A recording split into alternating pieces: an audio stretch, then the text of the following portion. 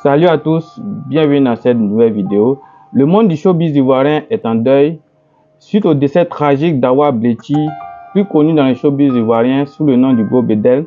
Ce dernier, tenancier du nightclub 4040 et ex-manager du duo Force One, ex-manager aussi de DJ Arafat, il est décédé ce lundi 1er juillet 2024 des suites d'un arrêt cardiaque.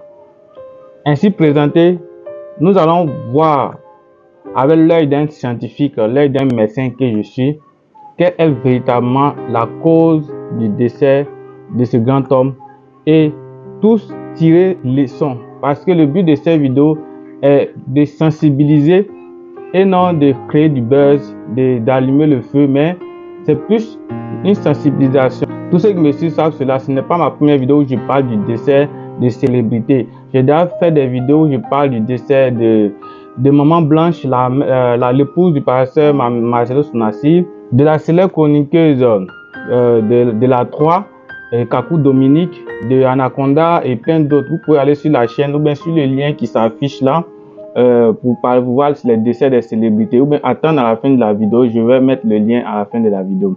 Donc sans plus tarder, nous allons tout essayer de vous expliquer les dernières 24 heures de ce personnage-là.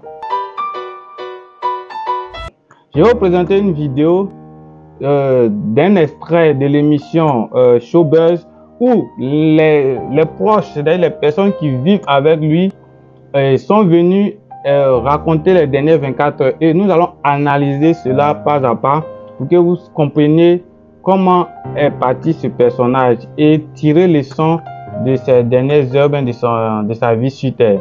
Donc, sans plus tarder, nous allons regarder la vidéo tout ensemble. Pourquoi est-ce que tu es à l'hôpital? Enfin, ça a commencé devant toi? Je vis avec lui depuis tout le temps. Depuis toujours. Et il s'est rendu à l'hôpital. C'était quoi la cause? Bon, à la base, ça a commencé, ça fait on va dire une bonne semaine. C'est les gens, les palus, comme tout le monde, c'est la fièvre. Mais c'est lui qui le ramène à l'hôpital, en fait. Oui, c'est ce que je demande, la cause. Hein. Bon, ça nécessitait quelque chose. S'il s'est rendu à l'hôpital, c'est parce que quelque chose s'est passé. Donc, c'était quoi la cause? Bon, ça a commencé par genre la fièvre au départ. Donc là, déjà, il dit que ça a commencé par un palu, par la fièvre. Donc, il y a une erreur, il y a une nuance. Toutes les personnes qui ont une fièvre n'ont pas le paludisme en tant que tel. C'est vrai que nous sommes en Côte d'Ivoire, c'est-à-dire dans un pays tropical, dans un pays endémique du palu. Et lorsque quelqu'un a une fièvre, la première des choses qu'on pense, la première des choses à ne pas éliminer, c'est le paludisme. Donc, la personne a présenté une fièvre et il dit que c'est déjà un palu. C'est déjà l'erreur qu'ils ont déjà faite. Parce que c'est quelqu'un qui bouge beaucoup, il ne reste pas sur place. Donc, du coup, quand je le vois dans la semaine est passée, je vois que c'est la fièvre. Il va dire, petit, moi, c'est... Donc, dans cette partie, il dit la personne bouge beaucoup. Donc, ceux qui ne connaissent pas le Gros Bédel, il met une image qui s'affiche. Sachez que c'est une personne qui est obèse. C'est une personne de 47 ans qui a une obésité. Il est très obèse. Et pour les artistes américains, il a à peu près l'allure des Fat Joe, des DJ Khaled, des Rick Ross. Il a à peu près le même gabarit. Donc, c'est une personne qui est obèse, mais qui fait beaucoup d'efforts.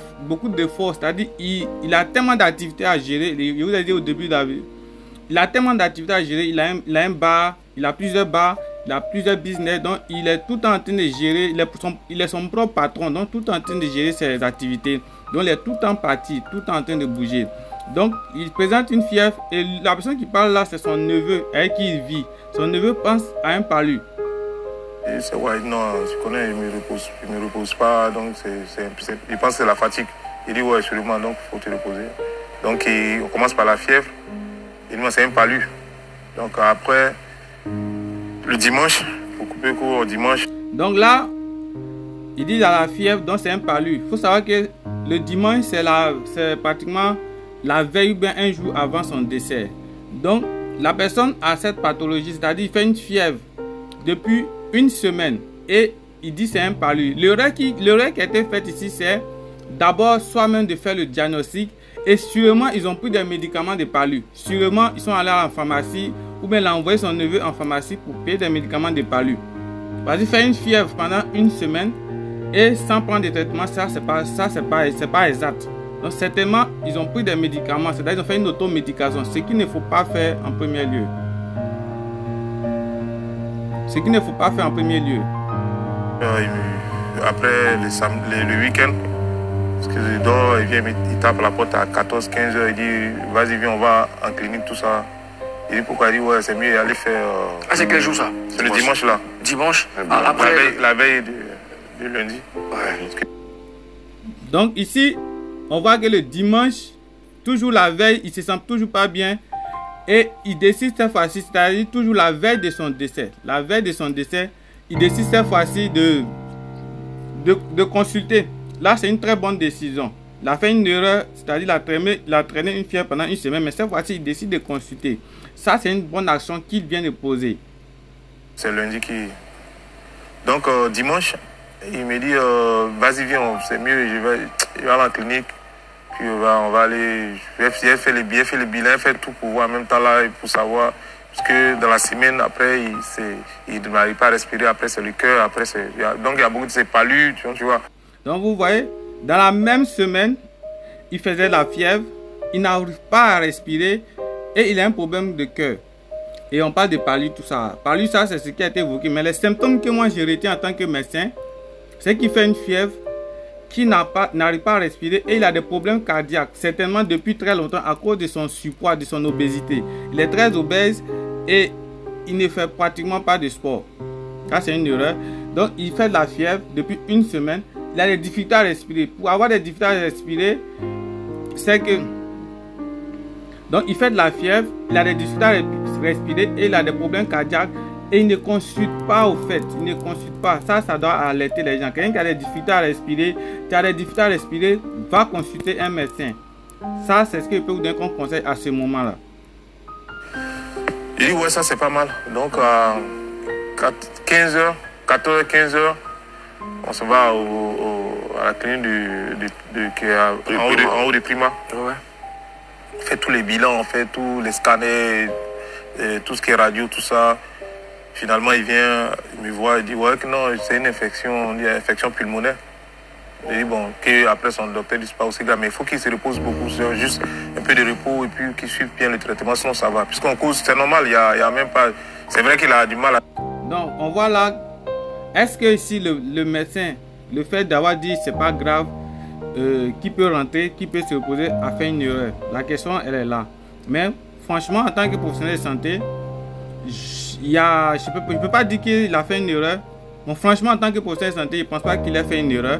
Parce que le sujet est venu, ils ont fait une radio. Quand ils disent qu'ils ont fait scanner, ils n'ont pas fait de scanner sûrement. C'est la radio qui voulait parler. Ils ont fait une radio, c'est un examen d'imagerie qui permet de voir le poumon. Et si le poumon a une maladie. Donc, à la radio, le médecin a constaté qu'il avait une pneumopathie.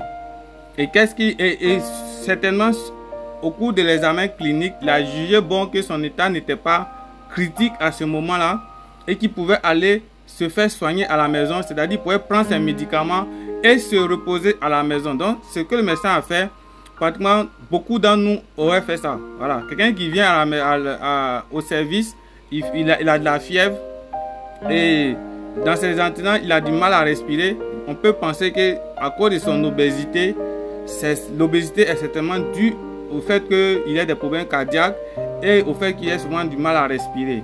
Donc, sur le champ, tu ne vas pas te dire qu'il faut hospitaliser ce monsieur-là. Tu vas vouloir traiter la pathologie et lui donner rendez-vous ultérieurement pour l'observer au fait. Mais c'est pas exagéré en fait, c'est pas alarmant. Donc du coup, il dit, ah, c'est bon, il dit, bon, comme tu es fatigué, va dans la voiture, moi je paye les médicaments à la pharmacie. On rentre tranquillement, on mange tout ça, il prend les médicaments. 2 heures de temps, ça le fait dormir, les sirops, tout ça, il vient. 3 heures après, il vient, il sort, on cause tranquille. Voilà. D'accord. Donc ça, c'est le dimanche. Ça, c'est le dimanche, d'accord. Jonas, est-ce que... Donc, il est quitté à la maison, il a pris ses médicaments et il est rentré. Arrivé à la maison, il a pris ses médicaments, certainement des sirops de tout, des antibiotiques et des médicaments pour le corps chaud, peut-être des médicaments pour aider encore à mieux se sentir à l'aise. Donc, comme il n'y avait pas de signes, franchement, c'est vrai que la détresse respiratoire est un signe de danger, mais je n'étais pas là sûrement pour évaluer l'intensité de la détresse respiratoire. Certainement, il n'a pas présenté de détresse respiratoire au cours de l'examen. C'est sûrement pour cela que le médecin n'a pas demandé à l'hospitaliser ou à le garder à l'hôpital. Donc, le monsieur, il est rentré à la maison et on voit ce qui suit. Vous saviez qu'il était parti à l'hôpital, vous saviez qu'il ne se portait pas bien avant Chico Lacoste, non? Oui, moi c'est le vendredi. Oui, j'ai su qu'il ne se sentait pas bien. Voilà, c'est le vendredi, j'ai su qu'il ne se sentait pas bien. Parce que j'ai vu, il est venu le vendredi avec un blouson noir. Il est vu, il dit le vieux ça va. Il dit ouais, il n'est pas trop en forme. Il dit bon. Et puis après il est parti, il n'a pas duré. Il est parti au... Bon là, souvent nos proches ne nous encouragent pas vraiment à consulter. Tu vois une personne le vendredi, c'est-à-dire 3 jours avant son décès, qui n'est pas dans son assiette, qui n'a pas la lue que tu as l'habitude de le voir. Franchement, motivez votre ami, motivez votre famille à consulter lorsque vous remarquez quelque chose d'inhabituel. Et ce monsieur-là, il n'est pas fautif, mais dans votre situation, prochainement, si vous voyez une personne qui vraiment n'est pas dans son assiette, invitez-le à consulter. Mais même si c'est une célébrité et qui risque de ne pas vous écouter, c'est quelqu'un peut-être qui est au-dessus de vous au niveau de la classe sociale et qui risque de ne pas vous écouter, au moins mettez-le dans sa tête, va voir un médecin. Au 23h30 du matin, il est parti. Le samedi, il est arrivé, il a salué un peu. Donc ici on voit les heures. C'est une personne qui travaille beaucoup dans la nuit parce que c'est un gérant de boîte de nuit. Donc il se repose pratiquement pas au fait. Et c'est pas bon. Malgré qu'il est malade depuis une semaine, il se repose pas. Il doit aller voir dans ses boîtes de nuit si ça fonctionne. Et franchement là, c'est pas bon, c'est pas bon. Quand tu te sens pas bien, il faut prendre des moments de repos. Et ce monsieur là, il n'a pas du temps pour lui pour se reposer au fait. Il est tout le temps, surtout les nuits, en train de visiter ses boîtes de nuit. Parce que lui, d'habitude, quand il vient, il salue un peu les gens dans les salons, tout ça. Donc, quand il est venu, quand il a fini de saluer, il est parti s'asseoir dans son coin. Et quand je l'ai vu, je lui ai dit, ah, le vieux, tu n'es vraiment pas en forme. Hein? Il dit, oui, mon petit, je ne suis pas en forme. Il dit, ah, quand c'est comme ça, là, tu n'es pas obligé de venir. Il faut faire déjà rentrer, tu allais te reposer. Il m'a dit, oui, va travailler là-bas. Je vois, non, il aime bien ça.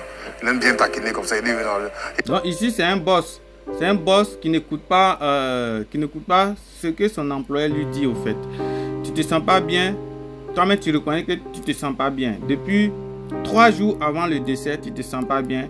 Mais c'est le dimanche qu'il a consulté. Depuis vendredi même il ne se sentait pas bien. C'est-à-dire une semaine avant, il ne se sentait toujours pas bien. Le vendredi, il va en club et son employé lui dit tu te sens pas bien. Il dit oui, il se sent pas bien. Il devait aller consulter bien à ce moment-là. Peut-être le pire aurait pu être évité. Il devait aller consulter. Tu ne te sens pas bien depuis très longtemps. Ne reste pas là à faire de l'automédication ou bien à vouloir surmonter ça de toi seul. Il faut consulter. Et c'est une des erreurs encore. Donc l'employé ne peut pas vraiment faire pression sur lui pour qu'il aille consulter. Même pour qu'il aille se reposer, l'employé ne peut pas faire pression sur lui. Je m'inquiétais pour toi, donc voilà pourquoi je suis venu. Il dit oui, il ne va pas tarder, mais il va rentrer et tout ça. Et puis bon, c'est la dernière fois. D'accord.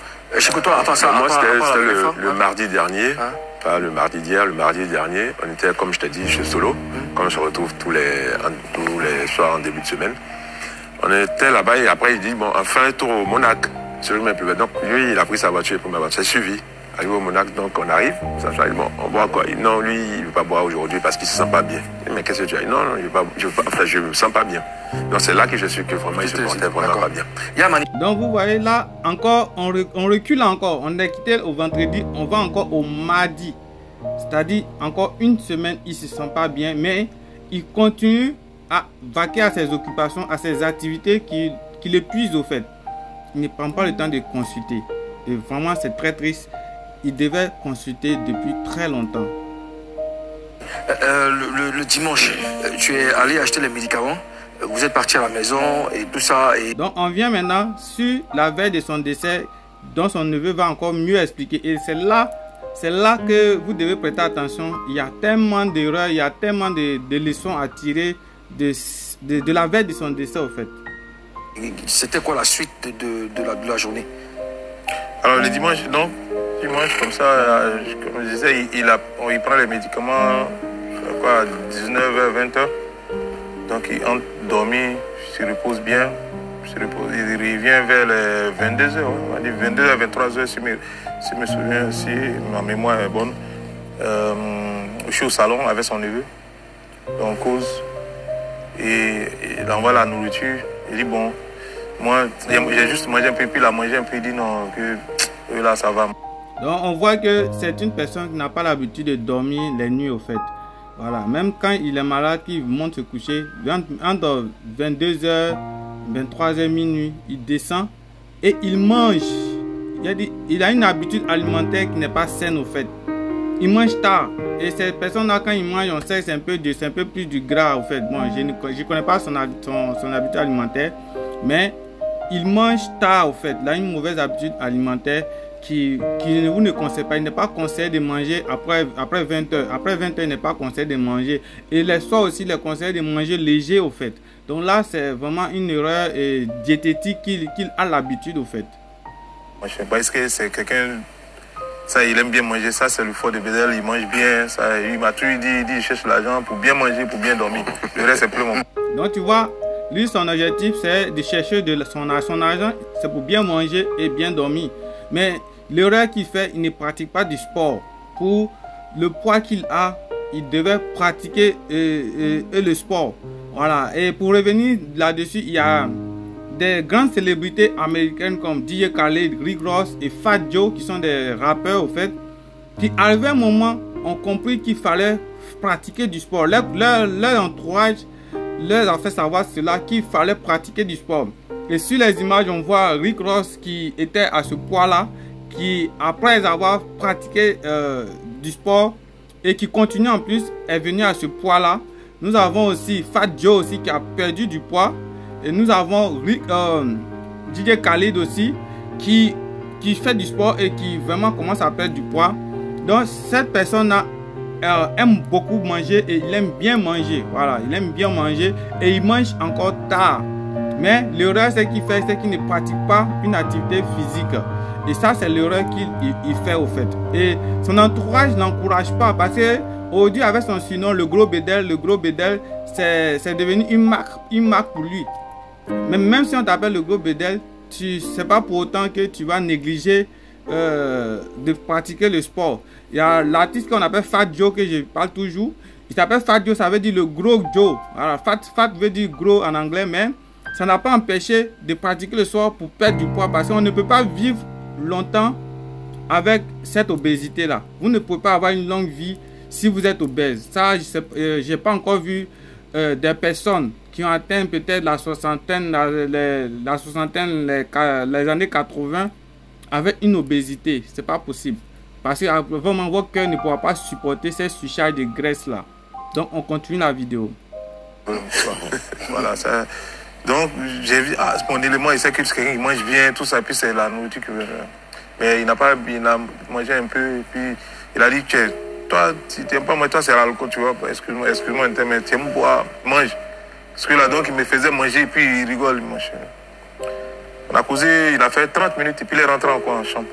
Donc après la chambre, ça c'est 22, ça c'est 20, on va dire 20 heures comme ça. D'accord, 20 heures. Alors, je voudrais savoir à quel moment tout s'est dégradé. Okay. Alors, ça c'était le dimanche. Le dimanche, on a causé, après, on a causé jusqu'à 4 heures.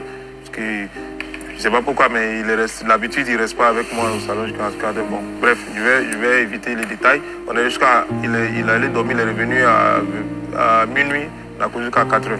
Alors le lundi, moi, j'ai dors. Bon, ils ont causé de minuit à 4 heures. Une personne qui ne se sent pas bien, il faut l'encourager à se reposer. Minuit à 4 heures, son corps a besoin de repos. Donc, une personne qui ne se sent pas bien, ne reste pas avec lui pour causer de tout et de rien. Encourage-le à se reposer. À l'hôpital, on conseille surtout le repos. C'est pour ça que les heures de visite des patients sont limitées et c'est réglementé parce que le premier traitement, c'est le repos. Quelqu'un, je dors à partir de 6 heures. Quand je vois le jour, c'est là, je sommeille. Donc, je rentre dormir à 6 heures. Et après, j'ai un peu mal au ventre, je suis un peu... Bon, voici une personne aussi, lui aussi, il a une mauvaise habitude. Lui, il dort à partir de 6 heures. C'est pas normal. L'être humain se réveille à 6 heures. Qu'est-ce qu'il fait la nuit? Qu'est-ce qu'il fait comme travail? Et il dort à partir de 6 heures. Voilà. C'est-à-dire, toute la nuit, il est à la maison, Et je ne sais pas si c'est un homme de la nuit, je ne sais pas s'il travaille dans la boîte de nuit, mais lui, il dort que les 6 heures. C'est une mauvaise habitude au fait. Il a mal réglé son cerveau au fait. C'est pas bon, c'est une mauvaise habitude. Il a de l'insomnie ce monsieur. Fatigué, je me réveille à 8 heures, donc 6 heures, il fait 2 heures de sommeil. Et je rentre en toilette, il sort, tout ça. Après, il reste au salon. Donc à 10 heures, vers 11 heures, je vois quelqu'un qui vient parce que je ne dormais pas bien. Je n'arrive pas à bien dormir. 11 heures, il vient au salon et il dit, ah, mais toi, tu fais quoi au salon? Il dit, ouais, je ne suis pas trop en forme. Je ne sais pas si, comme il a mangé bien, puis comme on a un peu.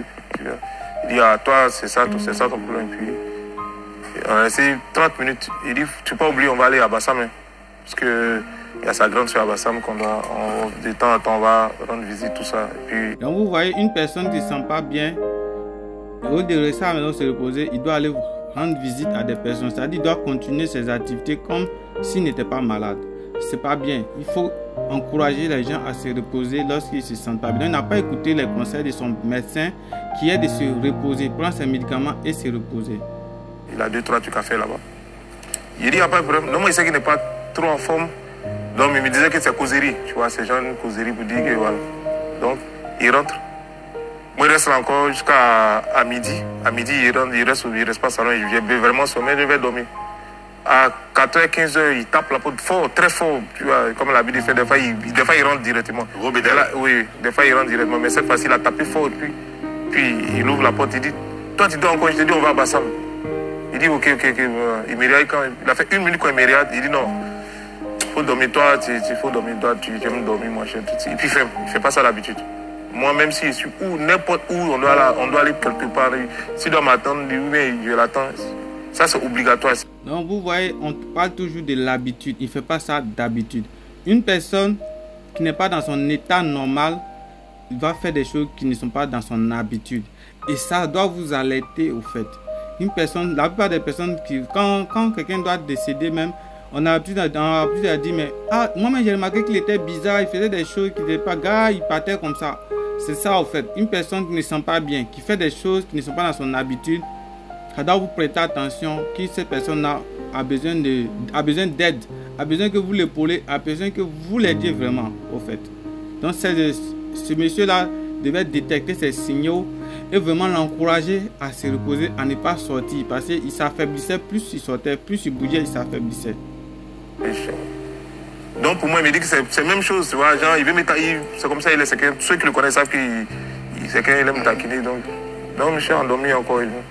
À 16h, il me réveille, à ma grande surprise, il y a la nourriture, son neveu qui est au salon, il dit, mais non, il est sorti, hein. Il dit, ah, ok. Il dit, ah, parce que, bon, okay. Donc il l'appelle à 17h, il dit, mais non, je suis à Bassam qui a géré le moment, et puis après il vient. C'est maman qui m'appelle, il dit, ah, ton frère est sorti, ça, il dit, non, il ne se sentait pas bien, non, ça va aller, il est à Bassam. Donc, je sors, il me rappelle vers les, on va dire, 23h30 par là. Il dit, ouais, j'arrive, il n'y a pas de problème que je viens. Donc, on va dire 23h, à minuit, il rentre. Moi, je suis au salon, et puis son neveu, au balcon, il dit, ah, le groupe est arrivé, il dit, ah, Dieu merci, c'est bon. Donc, il est rentré à minuit. C'est une personne qui ne se repose pas au fait. Il est rentré à minuit, il est sorti l'après-midi, il rentre à minuit. Et vous allez voir au long de la vidéo, il ne va pas aller se reposer, il ne se repose pas au fait. Il rentre dans la chambre, il ressort, on va dire 20 minutes comme ça, alors qu'il est juste en bas. Il monte pas. Donc il y a quelque chose qui me parlait, non, c'est pas normal. Là, il est quelle heure? Il est minuit. Il est minuit. Il y a quelque chose qui va pas. Automatiquement, j'étais en short, même en torse nu. Je vais à l'escalier, descends, parce que c'est 2 escaliers, c'est 2 étages. Donc je descends, juste là au premier étage, tu vois les rez-de-chaussée, normalement c'est 6 escaliers. Il monte 6 escaliers, je vois qu'il est assis en bas. Il dit, ah, Elimon, c'est comment? Il dit, non, tu te connais comment? Donc vous voyez, à ce niveau-là, c'est très important. Il est monté 6 escaliers. La personne vit au premier. Donc il y a l'escalier du rez-de-chaussée et il y a l'escalier pour atteindre le premier. Ok, cette personne-là est montée les 6 marches et ne peut plus monter au fait. C'est-à-dire dans leur immeuble là, l'escalier fait 6 marches Et pour atteindre le premier, il faut faire du rez-de-chaussée. Pour atteindre le premier, il faut faire 6 marches. Donc tous les escaliers font 6 marches. 1, 2, 3, 4, 5, 6 marches. Et il a fait les premières 6 marches. Il est épuisé, il ne peut plus monter. Vous voyez comment c'est grave la situation. Et l'obésité qu'il a, ajoutée à l'infection qu'il a, on va parler de l'infection. L'obésité qu'il a ajoutée à l'infection qu'il a fait qu'il a une dyspnée. Une dyspnée, c'est une personne qui n'arrive pas à respirer au fait. Donc il a une dyspnée. Et franchement, c'est un peu difficile à comprendre cela au fait. Il n'arrive pas à marcher 6 marches d'escalier.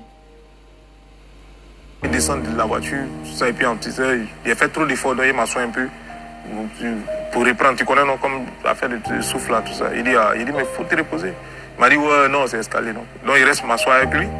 On cause, taquine, tout ça, machin. Il dit, faut envoyer de l'eau à boire un peu. Je monte vite fait.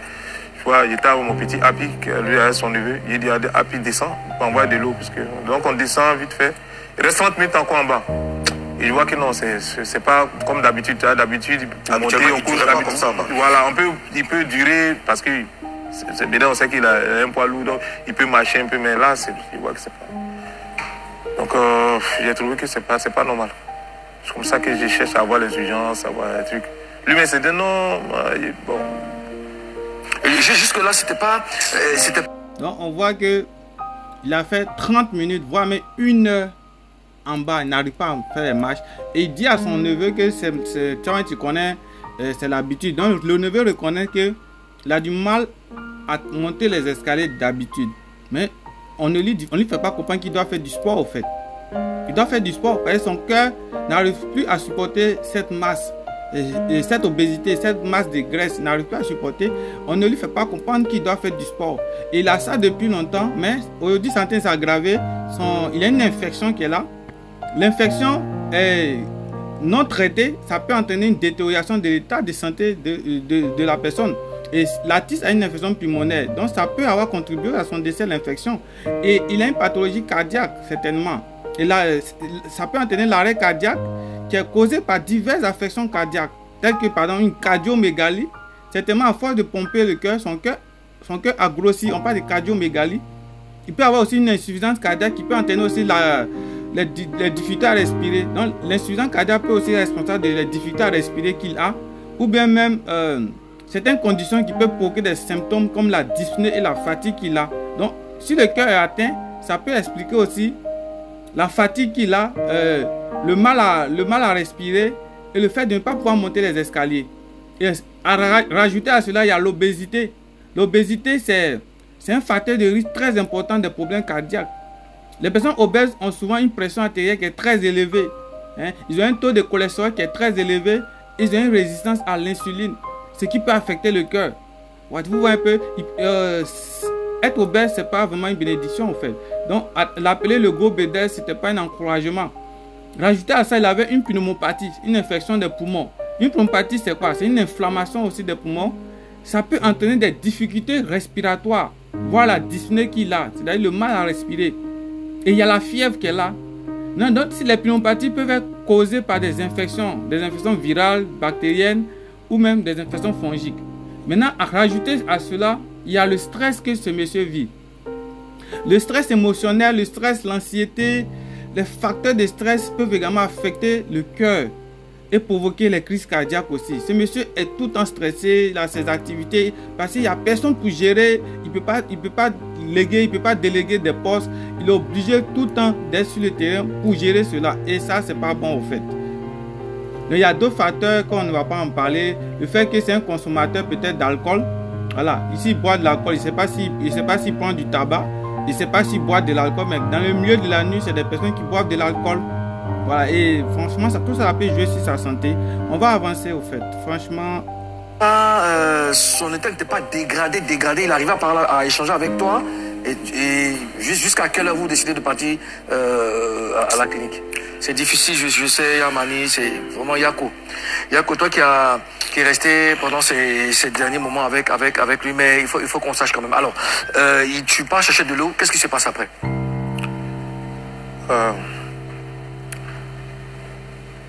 Donc, il descend, il monte, il... Après le samedi. Donc il monte, il demande à son, il dit à son neveu de descendre parce que je vois que... Excusez-moi. C'est normal, c'est normal, c'est normal. C'est normal. Franchement, c'est difficile de vivre les 24 heures d'une personne. Je vois que d'habitude, il est là.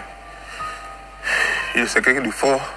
Je vois qu'il est là, je vois que c'est un peu bizarre. Donc, il ne m'inquiète pas parce que c'est quelqu'un de fidèle. Si on veut parler de lui, on va finir. Il est quelqu'un de fort, très fort. Là, moi, il sait qu'il me parle. Même là, il veut même, il veut pas ça parce que c'est quelqu'un de très fort.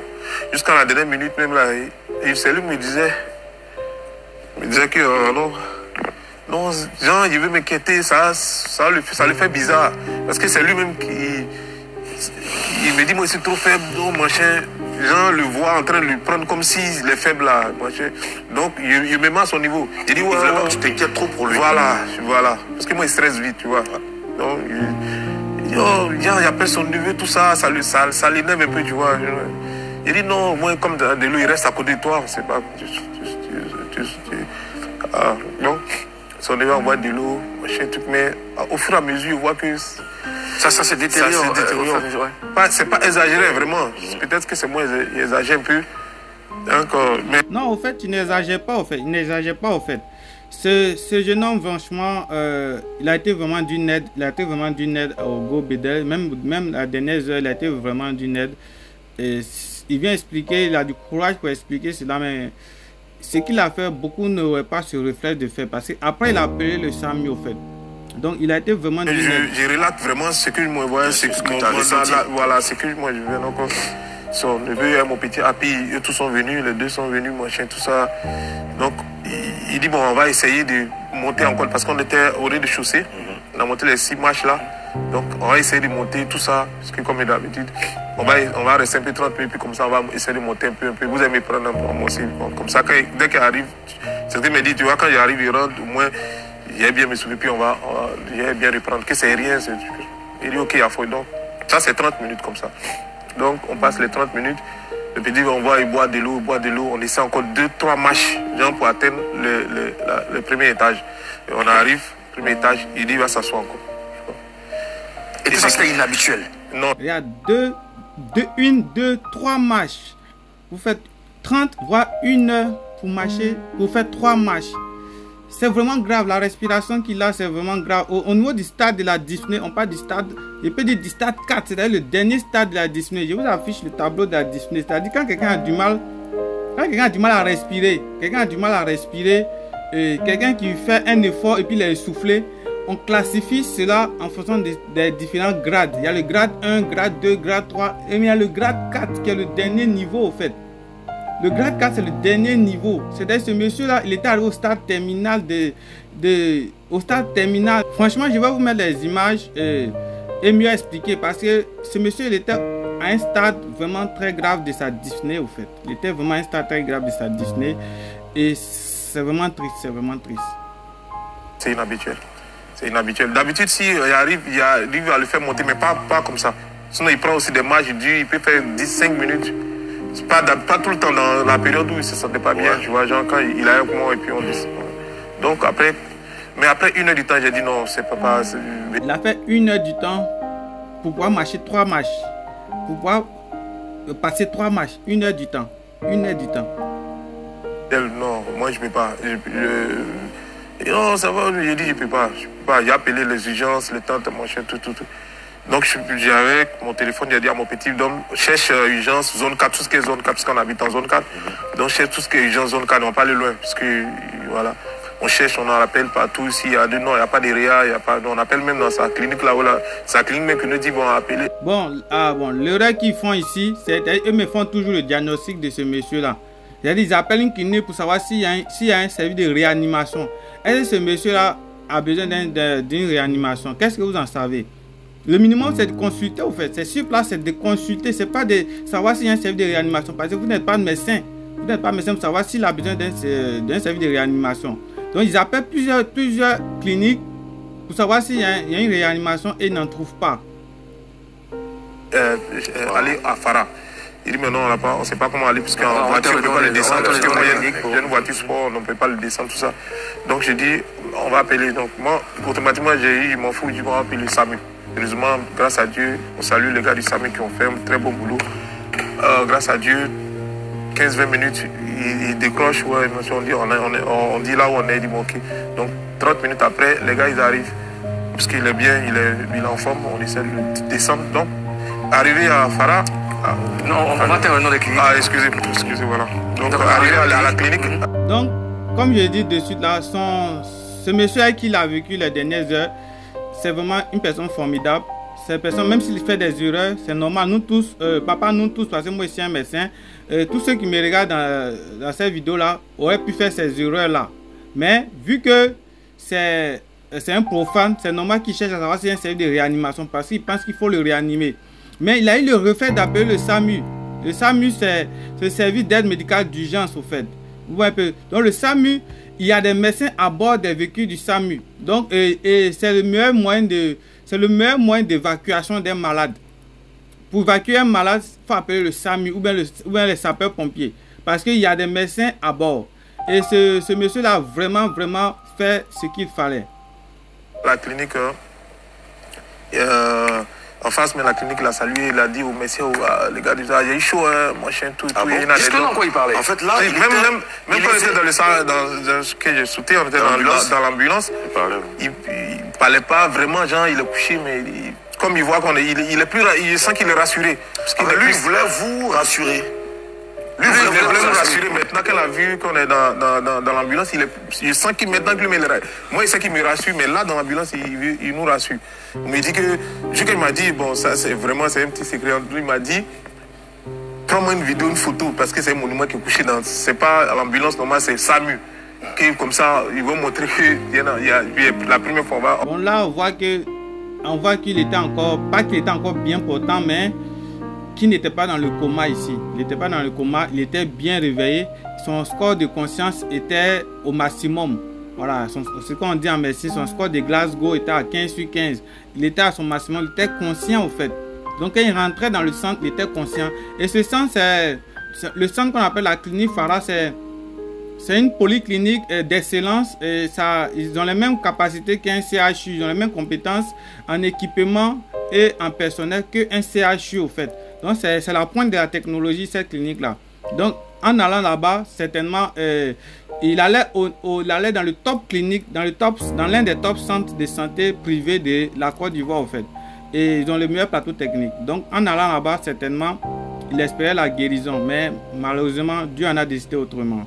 On va comment dire ça, immortaliser ça aux gens pour dire que voilà, prendre une vidéo, photo, puis on va poster ça, tout ça. Non, moi, il n'écoutait pas, il dit non, moi, je suis stressé, mais pas des trucs comme ça. Il avait dit, c'est sûr que toi, tu le connais, il va dire, mais faut prendre le gars. Un coup, faut prendre le gars qui est à côté, moi, mais c'est ton aimant, faut prendre la vidéo. Donc, je prends je fais une vidéo, une photo vite fait comme ça. Puis bon, il dit, tu as fait. Donc, pour te dire que ça a commencé à me calmer un peu, mais il disait au gars que ça commence à aller, tout ça. On arrive devant la clinique. Il salue le gars, merci le gars est chaud. Hein. Donc les gars, on a fait 5 minutes, tant qu'il faisait un truc, il entendait parler de. Vous là, un monument, il y a le monument qui est arrivé dans votre clinique, prenez-moi vite là. Et vous savez qui est là. Ça m'a rassuré, en tout cas, tout est descendu, dit, Dieu merci. Parce qu'il voit qu'il est rassuré, machin, ils l'ont pris en charge direct, tac.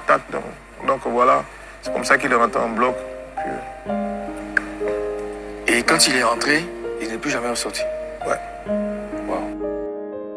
On constate que quand il est arrivé, la prise en charge a été franchement très efficace. En 5 minutes, il l'a enregistré et il l'a envoyé. Bon, il dit qu'il l'a envoyé au bloc. Bon, là, il ne sait pas effectivement. On a pris la suite de l'histoire. Il est rentré au bloc. C'est comme s'il allait se faire opérer. Mais je ne pense pas. Quand une personne vient comme ça, dans une clinique de renom, on va faire des examens. Peut-être un scanner, une radio, un bilan sanguin. Ils ont fait tout cela. Et certainement, au cours de la prise en charge, il a eu à faire peut-être une crise cardiaque, au fait. Voilà, au cours de la prise en charge, il a fait une crise cardiaque, certainement. Et ils ont essayé de le réanimer, peut-être, en l'envoyant peut-être dans un service de réanimation, puisque au sein de la clinique, il y a la réanimation. Ils ont essayé peut-être de le réanimer et peut-être il est décédé. Bon, je ne sais pas, je suis pas un fonctionnaire de cette clinique-là, donc, mais en tant que médecin, c'est ce que je peux penser. Et quand on revient sur la dyspnée que je parlais tout à l'heure, je vous disais qu'il y a pratiquement, je peux dire, 5 stades de la dyspnée. 5 stades, et il était au 5e stade, parce qu'au premier stade, c'est quelqu'un qui a un essoufflement pour des efforts importants au-delà de 2 étages. C'est-à-dire quelqu'un qui monte 2 étages et il est essoufflé, on dit le stade 1. Quelqu'un qui est essoufflé lorsqu'il monte au premier étage à la marche rapide ou en légère pente, on dit le stade 2. Quelqu'un qui est essoufflé à la marche normale en terrain plat, on dit le stade 3. Et quelqu'un qui est essoufflé à la marche lente, on dit le stade 4. Et quelqu'un qui est essoufflé au repos, on dit le stade 5. Donc vous voyez un peu. Et cette personne-là, aux dernières heures de sa vie, n'arrive même plus à monter une marche, 2 marches, 3 marches d'escalier. Et au repos même, il était essoufflé. Au repos, il était essoufflé. Donc il était atteint le stade critique de la dyspnée. Et franchement, c'était pas bon. Et pour expliquer encore qu'est-ce qui pourrait entraîner ces causes de décès au niveau des pneumopathies, il faut dire que les pneumopathies sont des infections des poumons qui peuvent entraîner une inflammation généralisée dans le corps. Et cette inflammation peut avoir des conséquences sur le système cardiovasculaire. Et voici comment ça se produit. L'inflammation va entraîner un stress systémique. L'inflammation pulmonaire va activer la réponse inflammatoire du corps. Et lorsque cette inflammation est généralisée, elle peut affecter les vaisseaux sanguins et le cœur. Ça va entraîner une augmentation du risque de formation de caillots. Le caillot, c'est l'inflammation chronique due à la pneumonie, peut favoriser la formation de plaques d'athérosclérose dans les artères, et ces plaques peuvent se détacher et provoquer un infarctus du myocarde, ce qu'on appelle la crise cardiaque, ou un accident vasculaire cérébral. Il y a aussi le stress du cœur. Lorsque le cœur lutte contre une infection, le cœur doit pomper du sang plus fort pour fournir suffisamment d'oxygène au tissu. Cela peut entraîner une surcharge du cœur et augmenter le risque d'arythmie cardiaque. Et on sait que ce monsieur était obèse, donc son cœur travaillait trop. Et dans cette maladie, son cœur devait faire beaucoup. Donc là, le système immunitaire va combattre l'infection en libérant des cytokines et des protéines inflammatoires. Cependant, une réponse immunitaire excessive aussi peut endommager les tissus cardiaques. Donc il y avait plusieurs réactions dans son corps qui ont entraîné une défaillance de son système immunitaire. Malgré tous les efforts que ses amis, ses neveux, tous ceux qui vivaient à lui ont pu faire, n'ont pas pu sauver ce monsieur-là. Nous devons retenir que nous ne devons pas encourager nos amis qui sont en surpoids, qui sont obèses, à toujours les appeler le gros, le gros, le gros. Il faut les encourager à pratiquer une activité physique, à faire du sport. Ce monsieur, en faisant du sport, aurait pu sauver sa vie au fait. Il aurait pu lutter contre certaines choses. En faisant du sport, il aurait évité cette crise. En faisant du sport, ce monsieur aurait pu sauver sa vie. Voilà. Et lorsque il ne se sentait pas bien depuis plus d'une semaine, il devait consulter tôt. Certes, il a consulté aux environs du dimanche ou même du vendredi, je crois bien.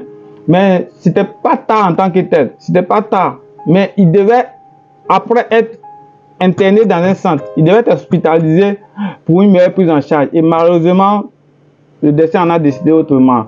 Et il faut qu'on retienne tous une leçon de la vie, de passage sur terre de ce monsieur. Si vous êtes en surpoids, il faut pratiquer une activité physique.